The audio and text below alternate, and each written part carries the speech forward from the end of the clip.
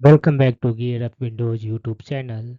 In this video, we will guide you on how to open classic context menu on Windows 11 PC. By default, when you will right click on any application or on the free space on the desktop, you see a modern context menu and you can open classic context menu using two methods.